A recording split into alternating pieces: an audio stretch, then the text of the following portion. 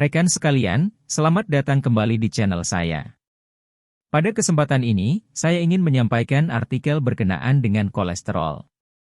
Kolesterol merupakan sterol utama dalam tubuh manusia dan merupakan komponen struktural membran sel serta lipoprotein. Organ penting yang memproduksi kolesterol adalah hati. Ekskresi kolesterol yang terbanyak adalah melalui empedu, di mana kolesterol diubah menjadi asam empedu dan dipakai untuk membantu pencernaan. Kolesterol yang ada di dalam darah berikatan dengan protein dan ditransportasi ke seluruh tubuh. Kolesterol sangat penting bagi tubuh manusia. Namun, bila kadar kolesterol di dalam darah berlebihan, maka akan menjadi berbahaya bagi kesehatan.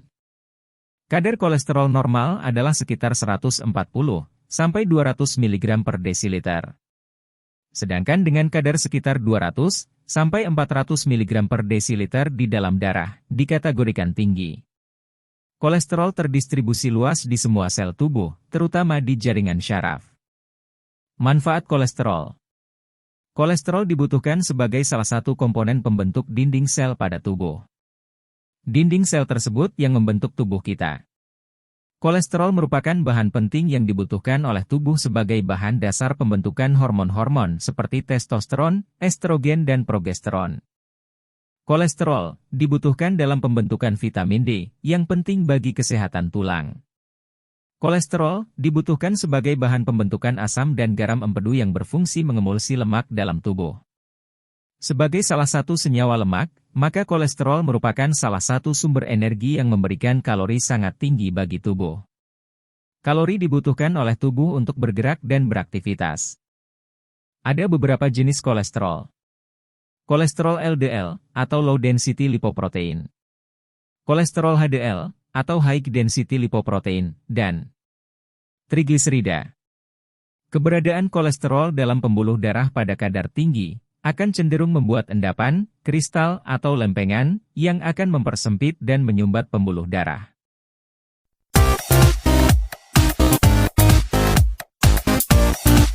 Lalu, bagaimana kolesterol terbentuk di dalam tubuh kita? Sebagai informasi, hanya 20% berasal dari makanan yang dikonsumsi. Sedangkan 80% lainnya berasal dari tubuh manusia itu sendiri. Biosintesis kolesterol adalah alasan kenapa tubuh manusia bisa memproduksi molekul tersebut. Untuk itu, mari kita ingat kembali proses respirasi yang menghasilkan energi atau tenaga. Di mana karbohidrat yang kita makan bercampur dengan air, membentuk glukosa, yang kemudian dirubah menjadi asam pyruvate, untuk selanjutnya membentuk asetil koenzim A, yang bertransformasi ke dalam siklus Krebs, dan menghasilkan tenaga. Fokus kepada asetil koenzim A, yang merupakan molekul cikal bakal terbentuknya kolesterol. Glukosa dirubah menjadi asam pyruvate, disebabkan oleh kehadiran dua molekul ADP, atau adenosin difosfate, yang bertemu dengan dua molekul fosfate, serta menghasilkan dua molekul ATP, atau adenosin trifosfate. Dua molekul NAD+, juga membantu proses pembentukan asam ini, yang kemudian melepaskan dua molekul NADH, serta dua molekul H+. Asam pyruvate kemudian dirubah menjadi asetil koenzim A. Disebabkan kehadiran koenzim A, yang merupakan bentuk aktif dari vitamin B5. Juga NAD+, yang merupakan bentuk aktif dari vitamin B3. Sehingga memaksa terlepasnya CO2 dan NADH. Pyruvate dehydrogenase adalah enzim yang membantu dalam proses pembentukan molekul ini. Sintesis kolesterol di dalam tubuh dimulai dengan apa yang dikenal sebagai mevalonate pathway, diawali dengan dua molekul asetil koenzim A, yang berkondensasi membentuk aseto-asetil koenzim A, dibantu oleh enzim gen ICIT2 atau gen ACAT2. Asetil koenzim A, asetil transferase. Pada dasarnya adalah enzim yang dikodekan sebagai gen ACAT2. Atau kepanjangan dari asetil koenzim A asetil transferase 2, yang terdapat pada tubuh manusia. Selanjutnya, proses ini diikuti pula oleh kondensasi tahap kedua, antara asetil koenzim A, dan asetoasetil koenzim A, untuk membentuk trihydroksi-trimetilglutaryl koenzim A, atau dikenal juga sebagai HMG koenzim A. Dibantu dengan enzim HMG-CS1, yang merupakan singkatan dari trihydroksi-trimethylglutaryl coenzim A sintase 1. Enzim ini adalah gen pengkode protein yang terkait dengan jalur superbiosintesis kolesterol dan metabolisme steroid. Proses pada kedua tahap ini menyebabkan koenzim A terlepas. Trihydroksi-trimethylglutaryl coenzim A, atau dikenal juga sebagai HMG coenzim A ini, kemudian akan direduksi menjadi asam melafonik oleh enzim HMG coenzim A reduktase. Produksi asam melafonik tersebut adalah langkah yang menjadi pembatas laju pembentukan serta langkah yang membuat reaksi menjadi irreversibel di dalam sintesis kolesterol. HMG coenzim A pada tahap ini bertemu dengan NADP yang dibantu oleh enzim HMG coenzim A reduktase. Proses yang terjadi di dalam tahapan ini menyebabkan NADP+, serta koenzim A, terlepas. Untuk informasi, pada tahap ini, obat penurun kadar kolesterol di dalam darah memungkinkan untuk dapat bekerja. Obat penurun kadar kolesterol tersebut dikenal sebagai statin. Statin adalah obat penurun kolesterol yang paling umum, yang juga dikenal sebagai HMG coenzim A inhibitor reduktase.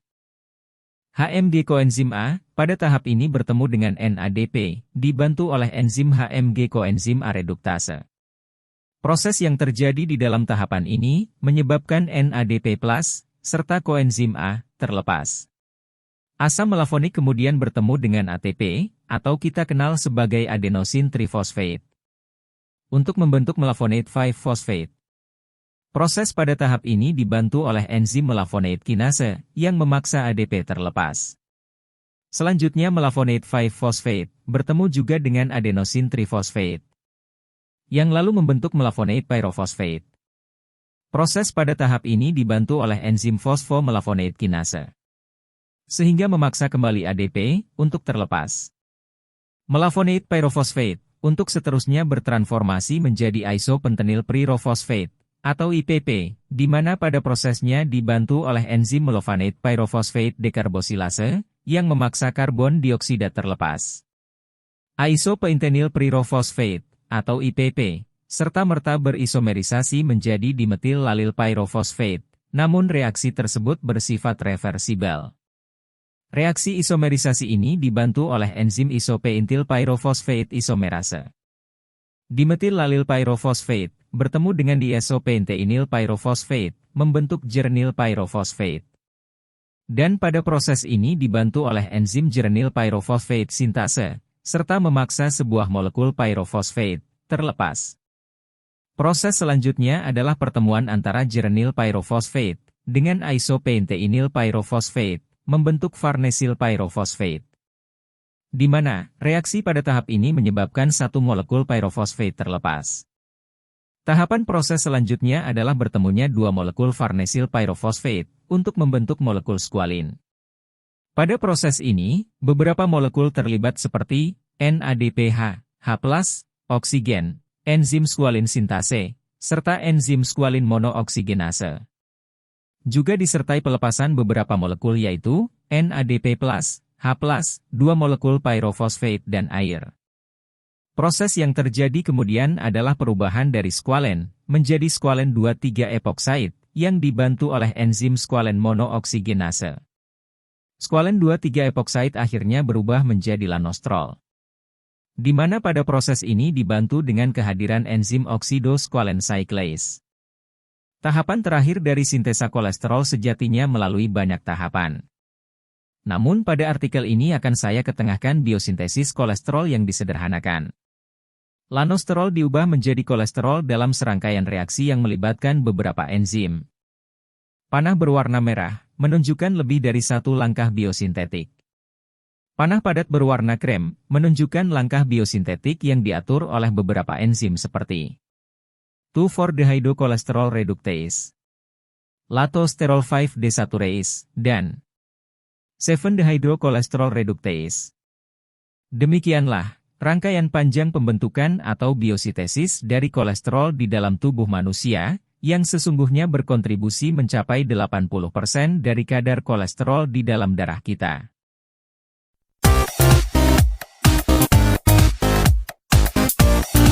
Kadar kolesterol yang tidak terkontrol meningkatkan risiko penyakit di dalam tubuh. Perlu diketahui bahwa kadar kolesterol bisa bervariasi menurut usia, berat badan, dan jenis kelamin. Seiring waktu, tubuh seseorang cenderung memproduksi lebih banyak kolesterol. Itu artinya semua orang harus memeriksakan kadar kolesterolnya secara teratur. Idealnya setiap 4 hingga 6 tahun. Sebagai catatan, tidak semua kolesterol pada tubuh berdampak negatif. Kolesterol yang dapat menyebabkan komplikasi penyakit ialah low density lipoprotein atau LDL, atau lebih dikenal sebagai kolesterol jahat. Kadar kolesterol total normal untuk orang dewasa adalah kurang dari 200 mg per desiliter. Angka antara 200 dan 239 mg per desiliter dianggap batas tinggi. Dan angka 240 mg per desiliter ke atas dianggap tinggi. Kisaran kolesterol total normal pada anak adalah kurang dari 170 mg per desiliter. Batas kolesterol total tinggi untuk anak berkisar antara 170 hingga 199 mg per desiliter. Sebagai informasi, kebutuhan harian adalah sekitar 300 mg per desiliter. Berikut ini, fakta berkenaan dengan beberapa pilihan makanan yang mengandung kolesterol. Di dalam sebutir telur ukuran besar, bisa mengandung kolesterol sekitar 211 mg. Atau dapat memenuhi 70% dari kebutuhan harian. Di dalam 1 ons keju, bisa mengandung kolesterol sekitar 27 mg. Atau dapat memenuhi 9% dari kebutuhan harian. Di dalam 3 ons udang, bisa mengandung kolesterol sekitar 166 mg. Atau dapat memenuhi lebih dari 50% dari kebutuhan harian. Di dalam jantung ayam, sebanyak 2 ons, bisa mengandung kolesterol sekitar 105 mg. Atau dapat memenuhi 36% dari kebutuhan harian. Di dalam ikan sarden, sebanyak 3,75 ons bisa mengandung kolesterol sekitar 131 mg. Atau dapat memenuhi 44% dari kebutuhan harian. Di dalam yogurt, sebanyak 1 cangkir, bisa mengandung kolesterol sekitar 31,9 mg. Atau dapat memenuhi 11% dari kebutuhan harian. Di dalam coklat sebanyak 200 gram, bisa mengandung kolesterol sekitar 283 mg. Atau dapat memenuhi 94% dari kebutuhan harian. Di dalam 1/2 cangkir es krim manis, bisa mengandung kolesterol sekitar 99 mg. Atau dapat memenuhi 33% dari kebutuhan harian. Di dalam mentega sebanyak 100 gram, bisa mengandung kolesterol sekitar 215 mg. Atau dapat memenuhi 72% dari kebutuhan harian. Di dalam paha ayam bisa mengandung kolesterol sebanyak 127 mg atau dapat memenuhi 42% dari kebutuhan harian. Jadi, itulah sumber kontribusi 20% kadar kolesterol di dalam darah, di mana, seperti kita ketahui, 80% kadar kolesterol lainnya adalah dihasilkan oleh mekanisme biokimia di dalam tubuh manusia itu sendiri. Demikian artikel ini saya buat, semoga bermanfaat, dan terima kasih.